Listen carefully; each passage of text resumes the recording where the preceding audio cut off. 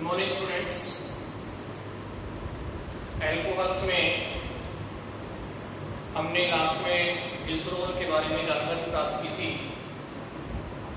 Glycerol के chemical reactions के बाद हमने इसके उपयोग देखे। फिर हमने अंत में एल्कोहल में अंतर परिवर्तन देखे थे। किस प्रकार से हम प्राथमिक एल्कोहल से द्वितीयक एल्कोहल प्राप्त करेंगे। आज हम ये देखेंगे किस तरीके से हम प्राथमिक एल्कोहल से तृतीयक एल्कोहल प्राप्त करते हैं। यानी कि ये क्या था, एल्कोहल्स का आपस में अंतर परिवर्तन था। तो एल्कोहल्स में अंतर परिवर्तन का अध्ययन करेंगे। सबसे पहले प्राथमिक एल्कोहल का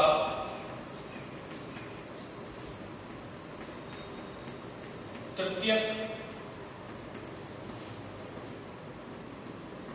एल्कोहल में परिवर्तन।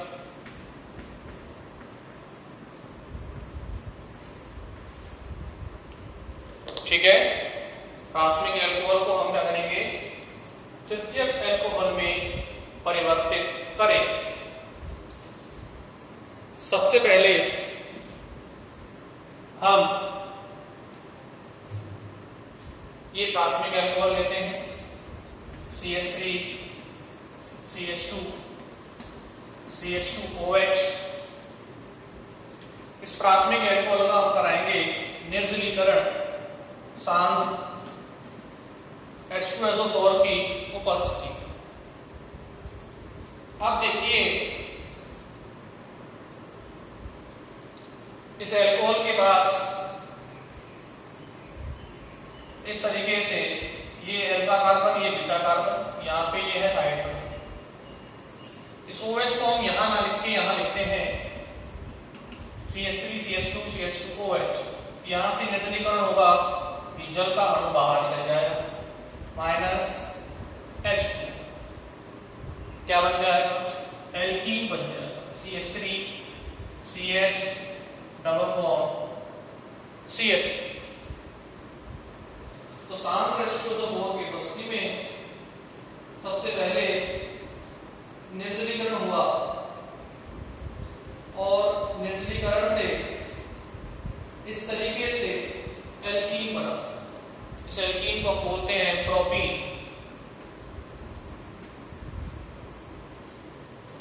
इस प्रोपीन पर हम अभिक्रिया कराएंगे HI की मार्कोनिकोव नियम के अनुसार।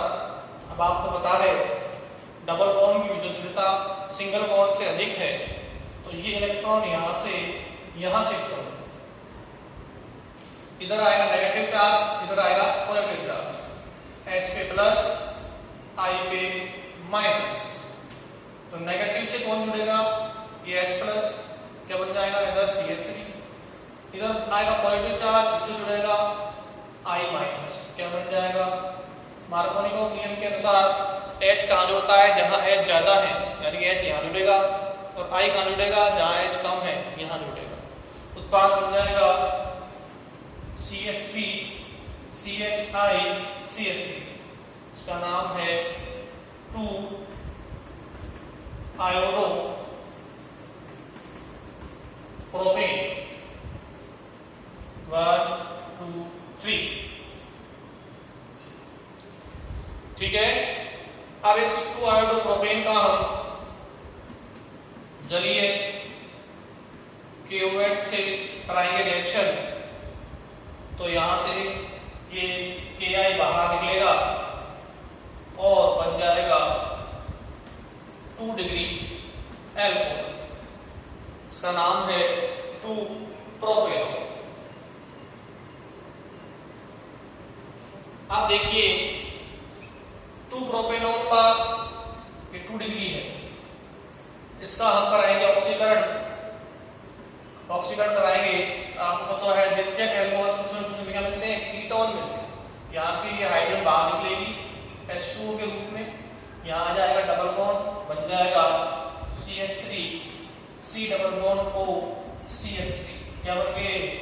कीटोन बन जाए। आपको पता है द्वितीयक अल्कोहल के ऑक्सीकरण से हमेशा क्या बनते हैं, कीटोन बनते हैं। अब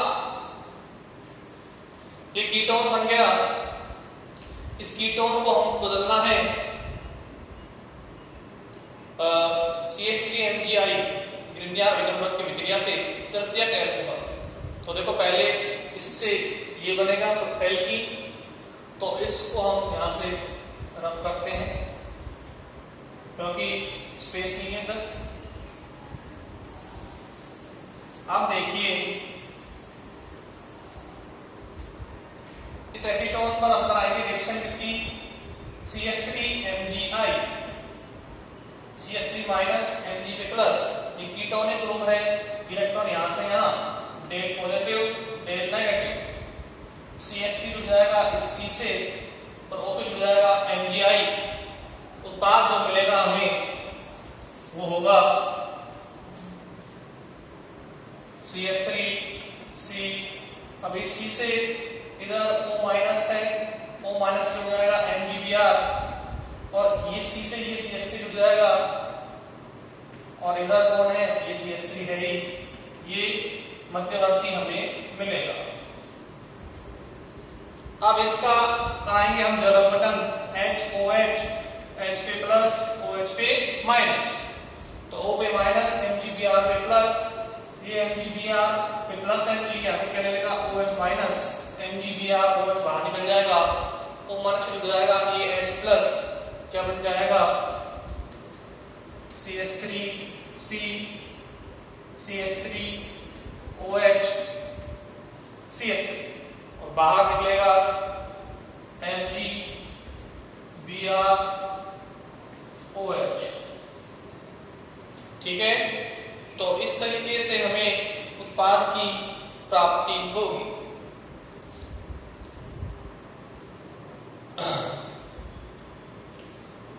ठीक है, तो पहले हमने प्राथमिक अल्कोहल से क्या बनाया, द्वितीयक अल्कोहल। द्वितीयक अल्कोहल का हमने कराया ऑक्सीकरण, जिससे हमें मिला कीटोन। कीटोन की अभिक्रिया कराई हमने ग्रिग्नियर विकल्पक से, जिससे एक और CH3 इसमें जुड़ गया कीटोनिक ग्रुप में, और जो कि इसके जल अपघटन से हमें क्या मिलता है, तृतीयक अल्कोहल मिलता है, 3 डिग्री अल्कोहल। इसका नाम है तृतीयक ब्यूटिल अल्कोहल। इसका नाम है तृतीयक ब्यूटिल अल्कोहल। तो इस तरीके से हम एक प्राथमिक अल्कोहल को तृतीयक अल्कोहल में कन्वर्ट करते हैं। पहले हमने प्राथमिक अल्कोहल का कराया निर्जलीकरण, जिससे हमें मिला एल्कीन। उस एल्कीन पे हमने कराया HI का योग, जिससे हमें मिला 2 आयोडोप्रोपेन। फिर उसका हमने कराया जल अपघटन जलीय KOH से, जिससे हमें मिला 2 डिग्री अल्कोहल 2 प्रोपेनॉल। फिर उस 2 प्रोपेनॉल के ऑक्सीकरण से हमें मिला कीटोन। यह कीटोन CH3MgI से क्रिया करके बना देगा ये मध्यवर्ती, जिसके जल अपघटन से हमें तृतीयक ब्यूटिल अल्कोहल प्राप्त हो जाता है। तो इस तरीके से तृतीयक ब्यूटिल अल्कोहल का निर्माण होगा प्राथमिक अल्कोहल से।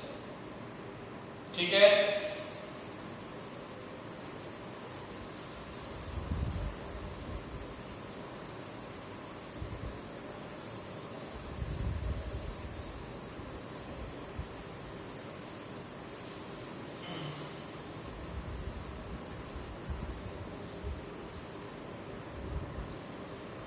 अब देखिए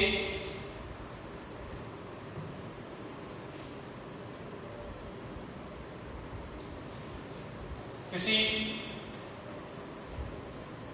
निम्नतर अल्कोहल से उच्चतर अल्कोहल प्राप्त करेंगे।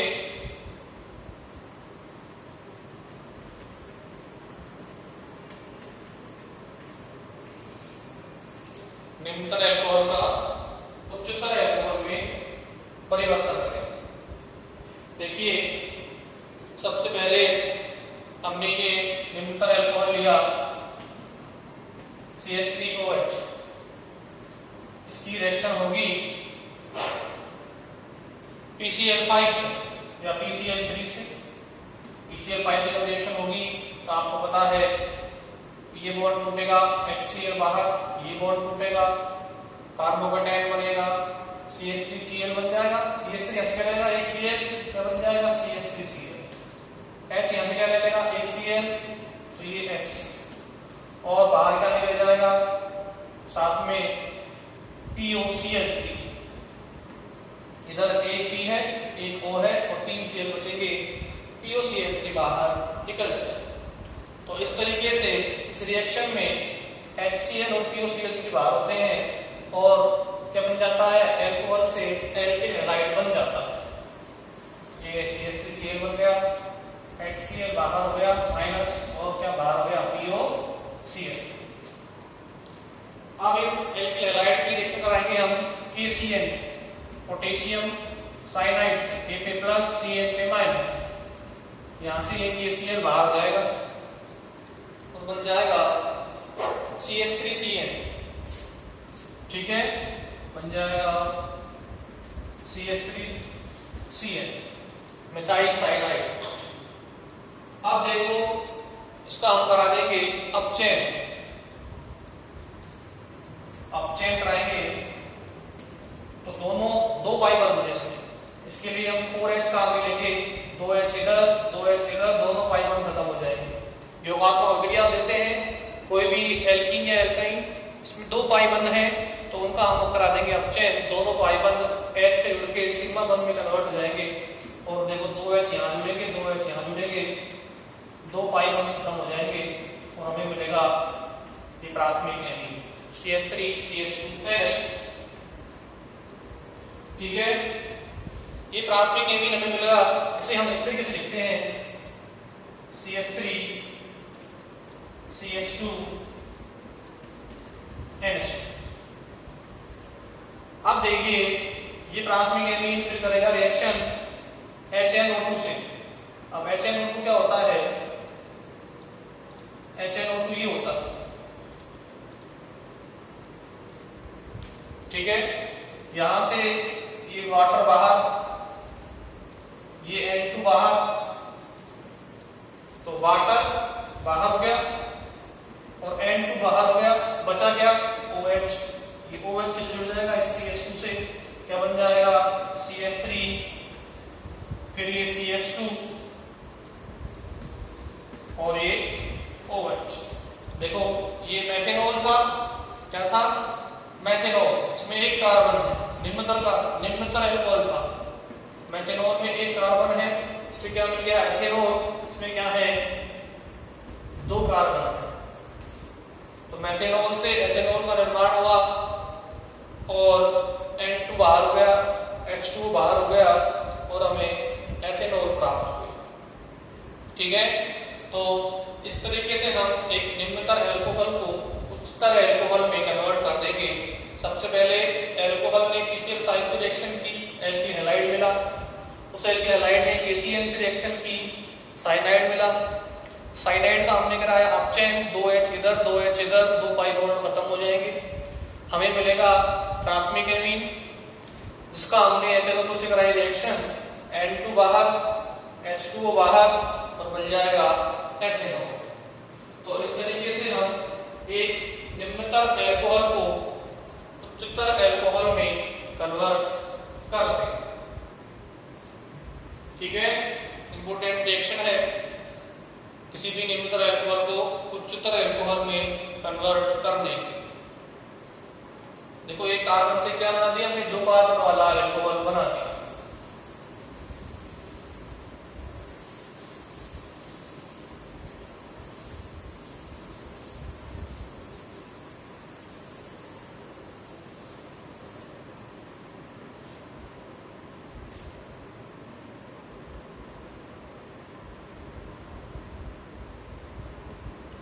अब देखिए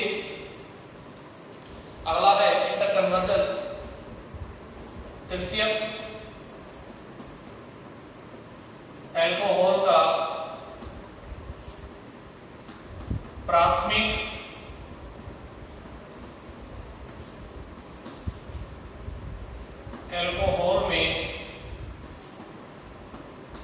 परिवर्तन।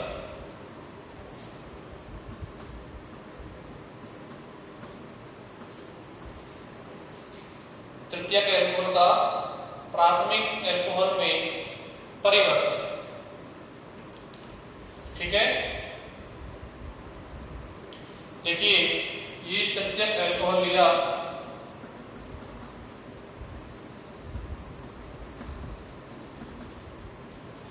अब हमने जब ऑक्सीकरण पढ़ा था तृतीयक एल्कोहल का,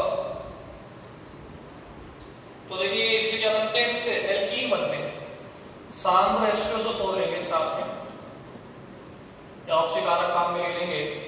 इसके बाद देखो इधर CH3 है तो 2H, ये वाटर बाहर होगा -H2, यहाँ आ जाएगा डबल बॉन्ड, उत्पाद मिलेगा CH3C, CH3 double bond CH, ये एल्कीन हमें प्राप्त होगी। ठीक है, एल्कोहल का निर्जलीकरण होता है सांद्र H2SO4 से तृतीयक एल्कोहल का, इसका नाम है तृतीयक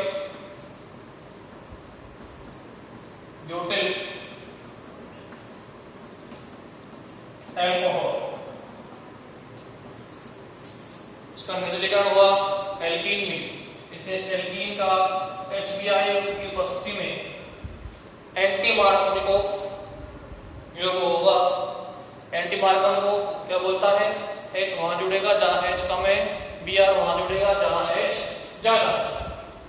ठीक है, तो H को कहां जोड़ेंगे, जहां H कम है, जहां H ज्यादा वहां जुड़ेगा Br, यानी कि कम विद्युतगणीय परमाणु कहां जुड़ेगा, जहां H कम है, और अधिक वाला कहां जुड़ेगा, जहां H ज्यादा। तो इधर H जुड़ेगा, इधर Br जुड़ेगा, क्या बन जाएगा CH3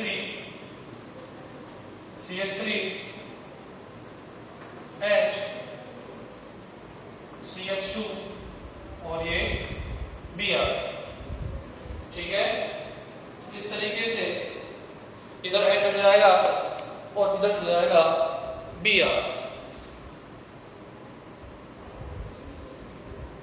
ठीक है, अब देखिए एल्किल हैलाइड होंगे। अब इस एल्किल हैलाइड का हम कराएंगे जलीय KOH रिएक्शन, जिससे क्या होगा, KBr बाहर निकल जाएगा और उत्पाद मिलेगा CH3 CH CH3 CH2 OH। ठीक है, ये क्या है, 2-मेथिल प्रोपेनॉल। ठीक है, और इसका नाम है 1 2 3 2-मेथिल। ये क्या है, 1 डिग्री एल्कोहल है, इससे मिला 3 डिग्री एल्कोहल से। तो इस तरीके से हम 3 डिग्री एल्कोहल को 1 डिग्री एल्कोहल में कन्वर्ट कर देंगे। इसका नाम होगा 2-मेथिल प्रोपेनॉल। क्या नाम होगा, 2-मेथिल प्रोपेनॉल। ठीक है, क्या नाम होगा, 2-मेथिल प्रोपेनॉल। पहले हमने इस तृतीयक एल्कोहल का निर्जलीकरण किया सांद्र H2SO4 की उपस्थिति में, इससे हमें एल्कीन मिला जिसे हम बोलते हैं आइसोब्यूटीन, और इसके फिर पर हमने HBr का योग कराया एंटी मार्कोनिकोव। कौन सी रिएक्शन होगी तब, एंटी मार्कोनिकोव से योग होगा। H वहां जुड़ेगा जहां H कम है, Br वहां जुड़ेगा जहां H ज्यादा है, ये एल्किल हैलाइड बन जाएगा। इसके जलीय KOH की उपस्थिति में जल अपघटन से एल्कोहल बन जाएंगे प्रोपेनॉल। तो इस तरीके से हम किसी तृतीयक एल्कोहल से प्राथमिक एल्कोहल को प्राप्त करेंगे। ये कन्वर्जन हो गए सारे। हमने सबसे पहले प्राथमिक एल्कोहल से द्वितीयक एल्कोहल बनाया, फिर हमने प्राथमिक एल्कोहल से तृतीयक एल्कोहल बनाया, फिर हमने एक निम्नतर एल्कोहल से उच्चतर एल्कोहल का निर्माण किया, और लास्ट में हमने एक तृतीयक एल्कोहल से डिग्रेडेशन किया और बनाया प्राथमिक एल्कोहल। तो इनमें से कोई भी इंटर कन्वर्जन, अंतर परिवर्तन आपसे एग्जाम में पूछा जा सकता है। आप इसको ढंग से समझ के बना लीजिए। ठीक है, कई रिएक्शन है जो आपकी फर्स्ट ईयर में थी। अब देखो जैसे एल्किल हैलाइड से एल्कोहल कैसे बनाते हैं, जलीय KOH से विक्रिया करा के, तो ये आप फर्स्ट ईयर में पढ़ चुके हैं। एंटी मार्कोनिकॉफ रिएक्शन पढ़ चुके हैं आप एल्कीन की फर्स्ट ईयर के अंदर, और निर्जलीकरण भी आप फर्स्ट ईयर में पढ़ चुके हैं कि कौन कौन से निर्जलीय कारक होते हैं जो कि निर्जलीकरण करते हैं।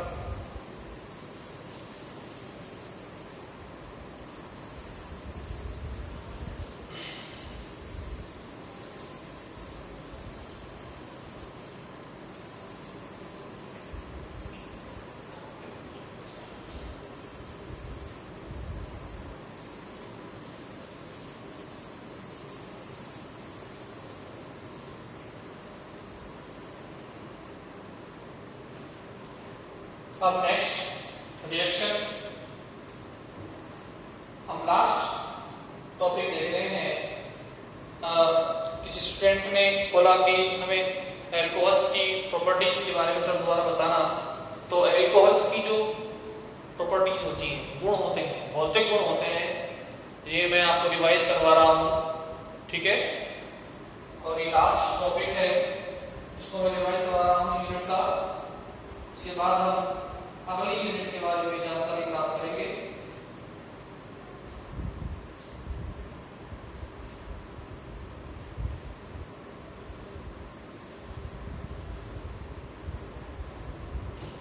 देखिए, एल्कोहल्स, जो निम्नतर एल्कोहल होते हैं वो मधुर गंध वाले होते हैं और द्रवीय होते हैं, जबकि जो उच्चतर एल्कोहल्स होते हैं वो गंधहीन होते हैं, स्वादहीन होते हैं और मोम के जैसे ठोस होते हैं, ठीक है। तो एल्कोहल्स के मैं आपको क्या बता रहा हूं, भौतिक गुण दोबारा बता रहा हूं। लास्ट टॉपिक चल रहा है एल्कोहल की जो निम्नतर सदस्य है, क्या है, निम्नतर सदस्य जो होंगे वो कैसे होते हैं, द्रवीय होते हैं, ठीक है, लिक्विड फॉर्म में होंगे और रंगहीन होंगे,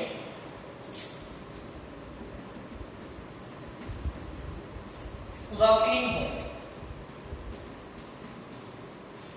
ठीक है।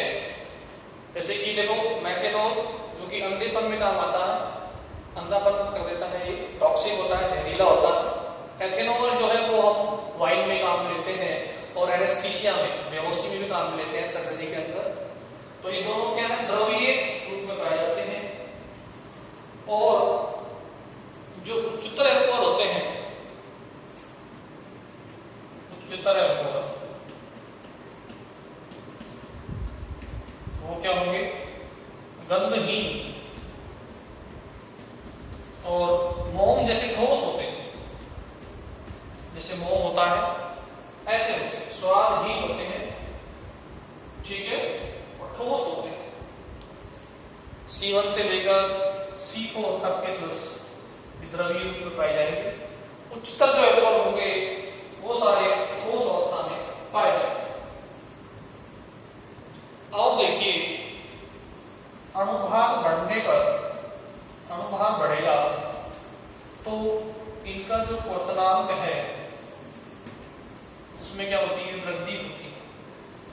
यानी कि जिस एल्कोहल का अणुभार अधिक होगा उसका क्वथनांक अधिक होगा, जिसका अणुभार कम है उसका क्वथनांक क्या होगा, कम होगा। अणुभार में वृद्धि होने पर क्या होती है, एल्कोहल के क्वथनांक में वृद्धि होती है।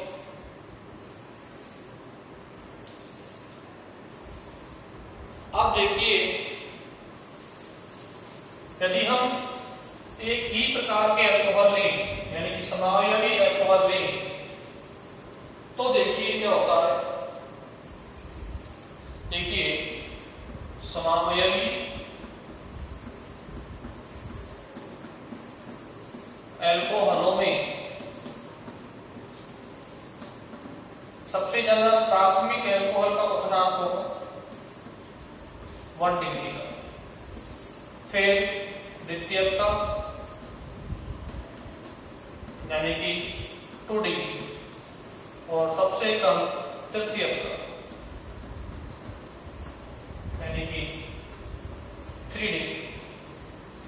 लगातार क्या हो रहा है, समारी इलेक्ट्रॉनों में शाखाएं बढ़ने पर क्वथनांक में क्या हो रही है, कमी हो रही है। देखिए शाखाएं बढ़ेंगी तो पृष्ठीय क्षेत्रफल कम होगा,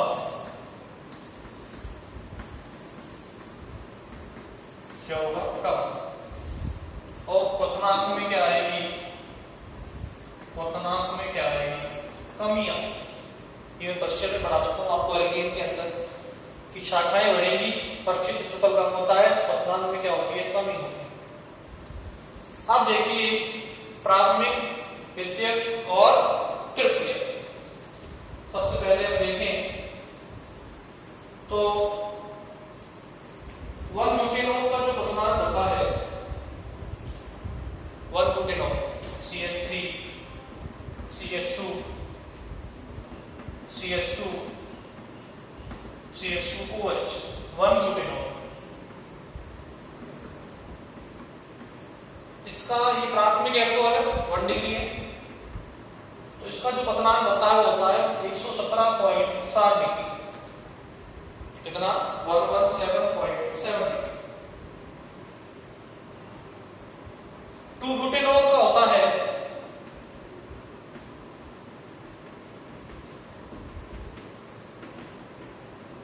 99.5। कितना, 99.5। ये किसका है, 2-ब्यूटेनॉल का। 2-ब्यूटेनॉल में क्या होगा, एक ब्रांच बढ़ गई, 1-ब्यूटेनॉल स्टेट थी, इसमें एक यो और एक, ठीक है। 2-ब्यूटेनॉल में हो जाएगा 99.5। और देखो जो तृतीयक अल्कोहल है, तृतीयक ब्यूटिल अल्कोहल है, उसमें और ब्रांच बढ़ गई, ये रहा। इसका क्वथनांक होता है Bp, बॉइलिंग पॉइंट जो होगा वो होगा 99.5 इसका हो गया, 117 इसका हो गया, तो इसका और भी कम होगा, लगभग 82.5 डिग्री सेंटीग्रेड। तो प्राथमिक का पृष्ठीय क्षेत्रफल सबसे ज्यादा, इसलिए क्वथनांक सबसे अधिक। उससे कम पृष्ठीय क्षेत्रफल किसका, द्वितीयक का, उसमें 2 शाखाएं बन गई तो क्वथनांक कम हो जाएगा 99.5। तृतीयक अल्कोहल में शाखाएं और बढ़ गई, पृष्ठीय क्षेत्रफल और कम हो गया, क्वथनांक सबसे कम कितना, 82.5। तो इस तरीके से प्राथमिक से द्वितीयक, द्वितीयक से तृतीयक अल्कोहल की ओर जाने पर पृष्ठीय क्षेत्रफल में क्या होती है, कमी होती है, और इस वजह से क्वथनांक में क्या होगी, लगातार कमी, ठीक है। और देखिए अल्कोहल्स के उच्च क्वथनांक का एक कारण वो है, जो सबसे इंपॉर्टेंट है, वो है हाइड्रोजन बॉन्डिंग। हाइड्रोजन बॉन्डिंग की वजह से अल्कोहलों के क्वथनांक अपने समानार्थी ईथर, एल्केन इनसे अधिक होते हैं, ठीक है। तो हाइड्रोजन बॉन्डिंग की वजह से इनके क्वथनांक क्या होते हैं, ईथर, एल्केन इनकी तुलना में हेलो एल्केन इनकी तुलना में उच्च होते हैं, क्योंकि इनमें क्या पाई जाती है, उच्चतर हाइड्रोजन बॉन्डिंग पाई जाती है।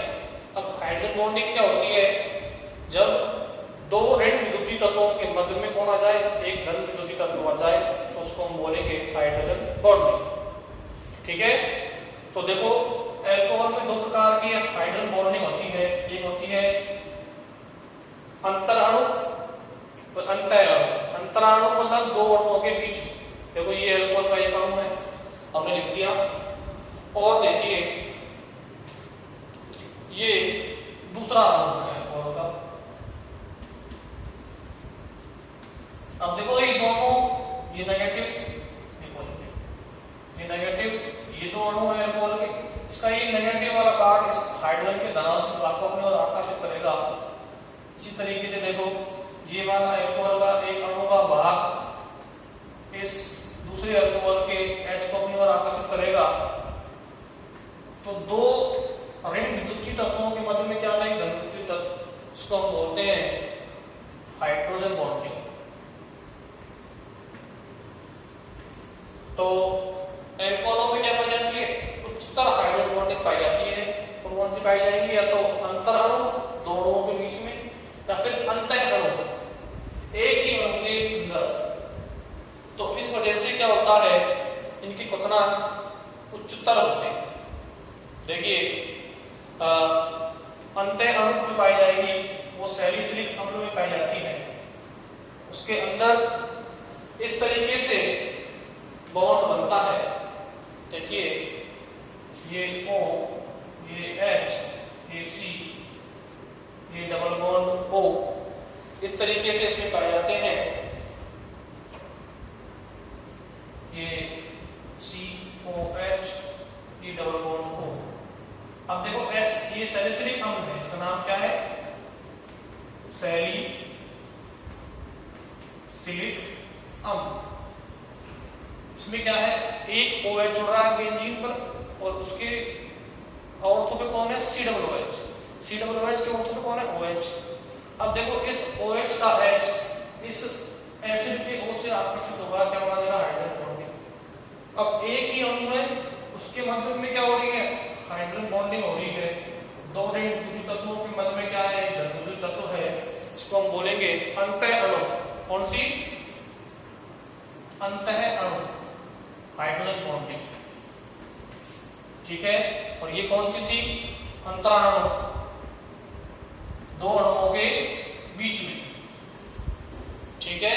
तो हाइड्रोजन बॉन्डिंग दो प्रकार की होती है, एक तो अंतः अणु और एक अंतराणु।